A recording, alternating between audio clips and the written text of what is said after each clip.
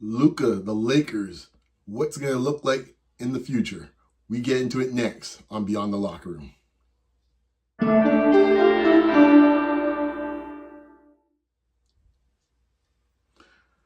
The Lakers right now are kind of, you're not sure what to make of it. They're in a battle with a bunch of other teams like the Rockets, the Nuggets, the Timberwolves, who they just played last night. Who else is in that mix? I think those are the key four teams that are kind of be jostling back and forth for the most part. If I'm forgetting somebody, who am I forgetting anybody? I don't think I'm forgetting anybody. But they are in the middle of this battle with all of them to try to get home court advantage, in the Western Conference, where positioning will matter a lot. And I think right now, depending on what night it is, you never know who's going to be in the third slot versus who's going to be in the fifth slot, who's going to be in the seventh slot. It doesn't seem to matter, because it's like every couple of days, someone else, or I should say the sixth slot, I should say, someone's, moving around, and you don't know exactly what the record's going to be. So before, Lakers, Timberwolves, Rockets, Nuggets, all within a game of each other. Thunder and the Spurs obviously cleared the field. But I'm going to get into more about where things stand with the Lakers moving forward, kind of like post this year. So I'll be up front, and I'll state it right up front. And this is going in a world where I don't expect LeBron James to be on this roster next year. So let's remove LeBron James out of the equation. I think right now we are seeing him quietly have his sunsetting, quiet quitting, whatever you want to call it. And I'm not saying quitting, not quitting in a bad sense. You know how you have the term quiet quitting in HR, where it's like, you're doing your thing, but you're not going any further than you have to. And I think LeBron at 41 years old is understandable that, hey, it's like, I'll do what I'm supposed to do, and I'll put in my 21, 22 points and chip in when I have to, but I'm obviously not the focal point. And I think he would like to play, but I don't think he wants to play anywhere else besides Los Angeles. So that's where the tension lies. The Lakers want to move on. Fine. So let's go on with the Lakers moving on and LeBron retiring. Luka is the man, and it's Luka's team. Even right now, it's Luka's team, even if it's not actually in a true signature way, where at the moment right now, LeBron is still the pseudo face of it. When it comes to different things, promotion, they kind of headline the Lakers. But, moving on to next year is probably going to be the case. And the question you have to ask yourself is, can you build a team that's a championship quality team around Luka Dončić? Now, I say this as a Mavericks fan, so I have a great set of insight on this. And I think right now the Lakers are trying to figure out what type of team would be the best type of team that would suit him, and maybe taking some lessons from the Dallas years, and maybe going a different route from the Dallas years in some ways. Now, let's start with the first part. The Luka defense. Let's get on with that. Let's get into it. Luka's defense has been something that has been discussed, mulled over, chewed upon for years. And there's always the question, what is it with Luka? Is it mindset? Is it physical limitations? What is it? And coming from a Dallas perspective, I think it's a bit of both. And sometimes these things are not as clear cut as you think, and I think it's a bit of both. And why I say it's a bit of both is, I think mentally, Luka's just not that interested in defense usually.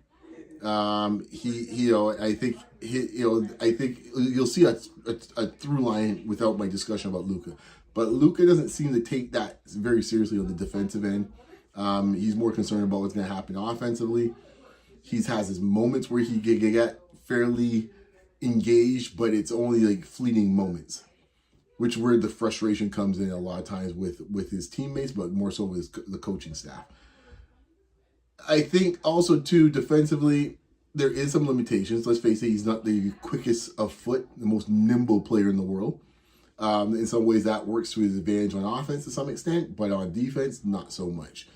And, and I think the position he plays, which is essentially he plays as guard, I do wonder a little bit if, as he moves on his career, will it be ideal for him to play small forward, just to help him out a little bit more with quicker players, so he isn't having to play two guards, like, where he's matching up against Anthony Edwards. Like, it's like, so that is something to consider. I don't know, maybe JJ might consider that as he moves on in his career, or depending how the roster looks like or shapes up, in a way, right now, obviously LeBron's playing small forward, but as they move on, maybe they get a point guard or someone that plays the point guard role, de facto point guard role, even though Luka will be the one managing the ball. But they have someone like that, and then he could play more like a small forward as Reeves plays two guard, of course. So that is something to consider. The defense. And the reason why the defense even, I think, is more problematic on a team like the Lakers as constructed at the moment is that they don't have a lot of great defensive players.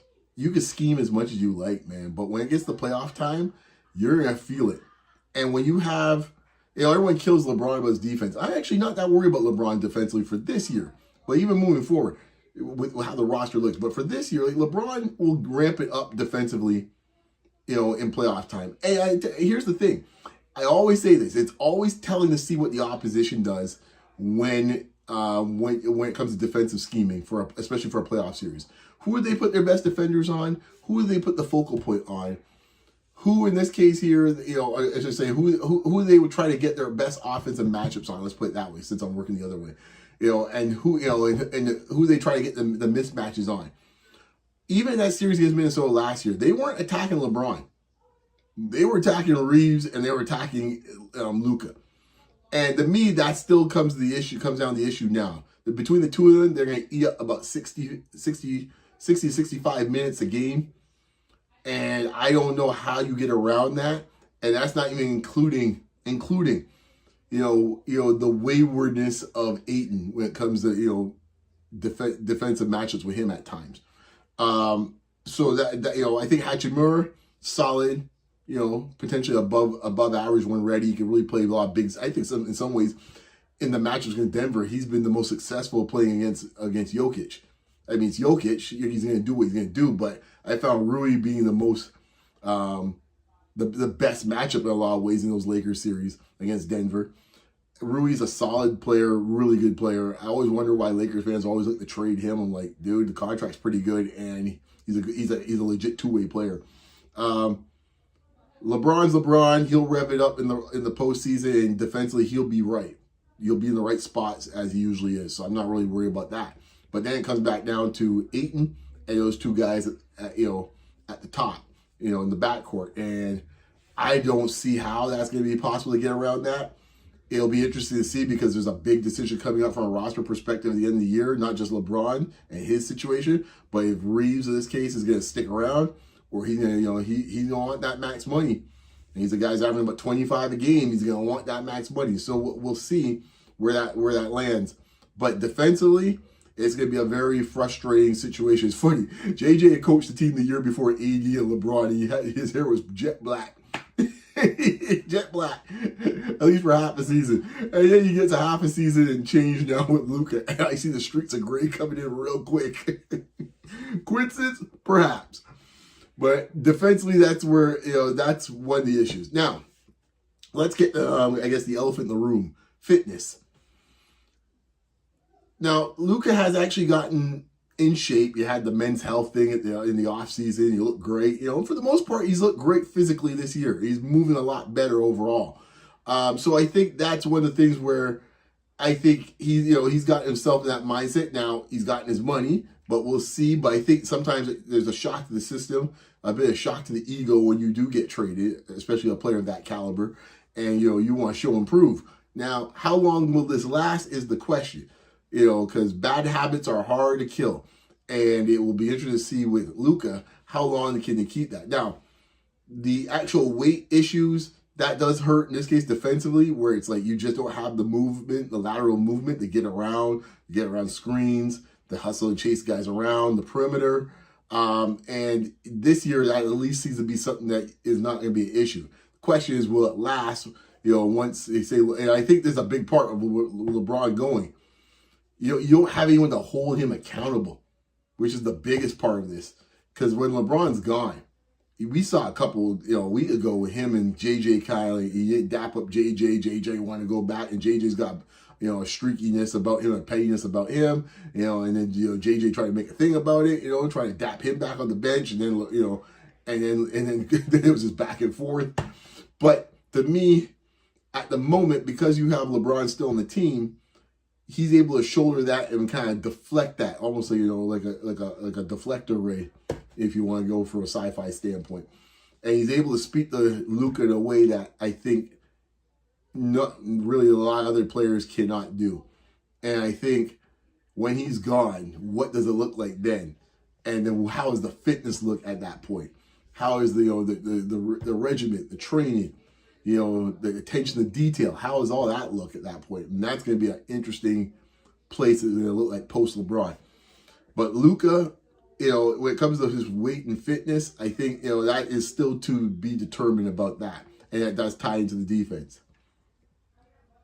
Let's get to the part that no one really likes to talk about with Luka. That's offensive. The offensive side of the ball. He's a wonder offensively. Just last night, he has the 89th triple-double in his career. I mean, he's leading the league in scoring. He's going to be all NBA as usual. Offensively, you say, hey, Luka's got every shot in the book. True, he does. He could post. He could pull up. He could floater. He could do the floater. He's got the step back three. He's got the catch and shoot three. He can just about do it all. That's probably part of the problem. Because he has every shot in the book, I find Luka has a mentality at times of where he's almost like bored, where he's looking to have some fun and look instead of actually focus on what needs to be done and the attention to details I mentioned before, where he will take some bad and poor shots at strange times because he's a little bit bored. Oh, I'll just pull up here, pull up behind my back and just shoot a three. Shot clock's like, 5 seconds are on the shot clock. Or in this case, I'll dribble and pound the ball for 20 seconds and do a step back three. And 30, maybe 35% of the time, that step back three goes in. Is that a good shot, though, is the question. And when you have, when it's possession basketball in the playoffs, it can harm you at times. Don't get me wrong. Said before, as a Mavericks fan, I watched Luka do amazing things and put up amazing numbers. Obviously his numbers, his offensive numbers are with Jordan's numbers all time. That's how good he is offensively in the playoffs. So it's not anything of like, oh my gosh, he's going to be a guy that's, he stinks up the joint in the playoffs. We all know that's not the case. It's on the margins of what we're talking about with Luka. What is the right shot at the right time? And you saw a bit of a microcosm of that about a week or two ago where everyone thought it was the end of the world. And it was on First Take and everything else about, who messed up in the last shot when he passed it off to LeBron. And even in that scenario, you saw elements of what I'm discussing here where the decision-making is not quick enough. He wants to play with it. There's only like 5 seconds left to go in the game. You don't have time to play. But he wants to play with the ball. He ends up making a move as if he's about to shoot it. LeBron thinking that the case there, even though LeBron called for it beforehand, but the moment had passed. Luka took too long, in my mind, to get the ball over to LeBron. By that time, he was in dead man territory. It was like 2 seconds left. And all you could do was like turn around, fade away from like 19 feet.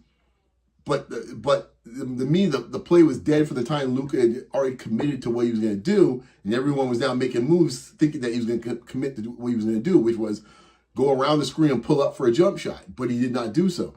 And I think these are the moments where with Luka, it's where he has these moments where he's toying around with the ball too much, taking some odd shot selections that at times we take it from a playoff perspective, where you're looking for a key play to kind of stop a momentum, stop the run, or in this case, to actually accelerate your run, and you take a bad shot that in some ways impacts your team negatively.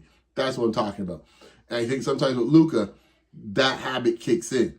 Now, I don't know how many plays a night Luka breaks off from what JJ's trying to run. I suspect is a lot higher than we know. And I think when time comes by and when, once again, post LeBron, it's going to be interesting to see how that works because Luka has actually, he has a knack of like going 1-on-5 a lot of times and not really minding what's going on with his other teammates. As great of a player he is, and a lot of people like to compare his style of play with LeBron, which really it's not actually. It's kind of like it's like early Harden when you think about it, but Harden kind of made the evolution to becoming a great passer and reading the game and figuring out where to get his teammates going. Luka hasn't got that stage yet. So like Luka has a way of, in this case here, not reading the game and realizing, okay, who hasn't gotten a touch yet? who's feeling it, let me give it to him. Sometimes he does, but a lot of times he, it's kind of like, okay, I got to get a couple shots up, but I haven't gotten some at the moment. And I think that's where the maturity factor is lacking for Luka. And I think it's going to be a very interesting experiment in these playoffs, how this plays out. So that's where I am with Luka at the moment. And as I said before, this is not a hate brigade on Luka. But I will say this, last point, summarize. And I agree with Draymond Green on this point. I'm glad he mentioned it a few weeks back, but I wanted to see how it played out first. But I think he's absolutely right. For all these folks, in this case here, some of you all might be listening to this commentary right here. We're killing Nico Harrison. Oh my gosh, trade Luka. Oh my goodness, trade Luka. Two things have come out of it. One, the fact is he's saying that he can't win a championship with Luka. And at the moment, he has not been proven wrong at the moment. A lot of the issues that I discussed here are the issues that were in Dallas. We will see how that plays out moving forward, Luka. But he's a guy who's had a lot of basketball. I heard someone mention this on a podcast a couple days ago that you have to consider with Luka too. He's got a lot of thread on he's used up a lot of thread on those tires because he's been playing since he's like 15.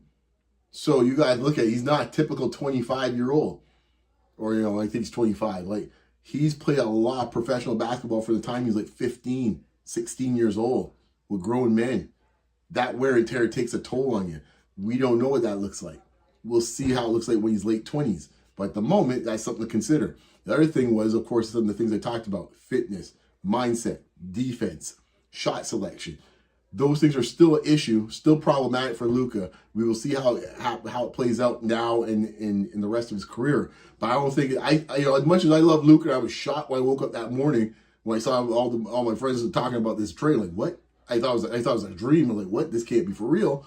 But when I thought it over a little bit, I wasn't so like, huh, because I kind of understood where Nico was coming from. Now, you say, oh, you didn't get enough for the deal. That, some people make that argument. Fair enough. But Anthony Davis got parlayed into about 3 draft picks, I think, just about a month ago, which are essentially the draft picks you got for Luka now, essentially. So the Dallas now have 2 picks in this draft now. And already they got Cooper Flagg. So this idea about Luka, honestly, let's put it this way. I feel more assured, as strange as it might sound as a Mavericks fan, building around Cooper Flagg than I've ever been around building around Luka. Because Cooper Flagg's a two-way player. He's going to be a guy that's going to probably average about 22, 23 a game. Will he be as prolific as Luka? No, offensively. But defensively, will he impact the game way more than Luka? Absolutely. He does so already more so than Luka at this moment. He's a rookie. So when you have that as the foundation or framework, you can then build a lot easier around that person than trying to hide as many deficiencies from someone that is considered to be your center block. So that's my thoughts about it. Everyone had a lot of smoke for Nico. Ain't no one saying anything now. As everyone's killing Luka the last few weeks. It's like, these are the things why the man decided to move off of him. Why Kid was okay with it. After a while, you sit here and go like, this dude don't want to listen. But we'll see. So before, to be determined. Anyways, guys, you know where to find me as always, man. You can find me on X, Blue Sky, Facebook, and of course on IG, man, where we got a lot of nice stuff and a lot of updates and highlights on there. You can always find me, of course, right here on YouTube. Like, comment, share, and you know what? Subscribe. It's for free. Tough times out here. This one's for free, guys. Anyways, man, take it easy, everyone. Be safe. Keep it locked, and we'll talk to you next time. Peace.